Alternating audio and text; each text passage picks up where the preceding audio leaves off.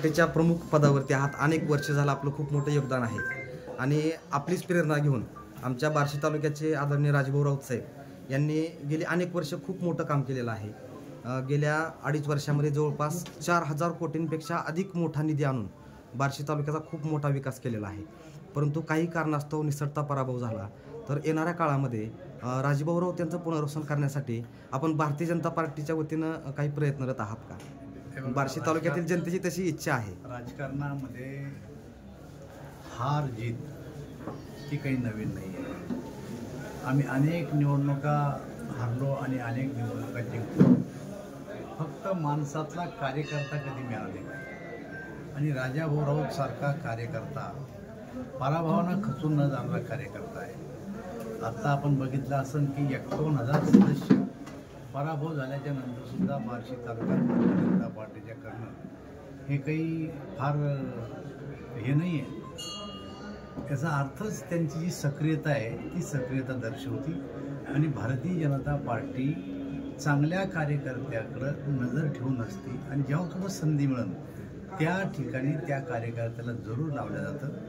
मी स्वतः त्यांना अत्यंत जवळून ओळखतो, मुद्दाम मी रस्ता वाकडा करून त्यांच्या भेटीसाठी या ठिकाणी आलो आणि कार्यकर्त्याचा संच बघितला।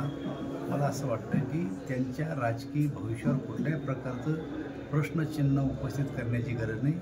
राजकारणात भविष्य त्यांना चांगलं आहे आणि पार्टी जरूर त्यांची दखल घेईल असं मला स्वतःला वाटतं। कारण गेल्या पंचवार्षिकमध्ये भाऊंनी जी आगामी कामाचा आराखडा तयार केलेला होता, त्यामध्ये भगवंत तीर्थक्षेत्र असेल, बार्शी तालुक्यामध्ये विविध भागात MIDC असतील, तर त्या निधीच्या बाबतीमध्ये आणखीन थोडीशी सक्रियता वाढण्यासाठी कुठंतरी पदावर असणं गरजेचं आहे असं वाटत नाही? एक गोष्ट लक्षात घ्या, जरा 2 महिने 4 महिने अजून जाऊ द्या। ज्याला निवडून दिलं ना त्यांचं तर आता यांच्या मुकाबल्यात 1 वर्ष भरता निधी मोजा।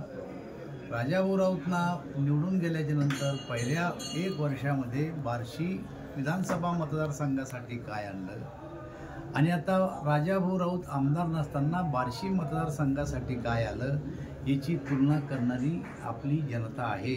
मतदार इतका भोळा नाही आहे आणि मग वर्षभराच्या बाद लोकांच्या लक्षात येईल की आपली केवढी मोठी चूक झाली। आणि जर आपल्याला या ठिकाणी पुन्हा नव्यानं या ठिकाणी जिल्ह्याच्या तालुक्याच्या विकासासाठी दोन्ही सरकार आपलं असल्याच्या नंतर जर या ठिकाणी काही आणायचं असेल तर राजाभाऊ राऊत सारखा कार्यकर्ता आणि अशा कार्यकर्त्याला पार्टीनं पुढं करावंच लागणार आहे। मी स्वतः त्यांचा समर्थक आहे, तुम्ही चिंता करू नका, पुढचं भविष्य राजाभाऊ चांगलं आहे।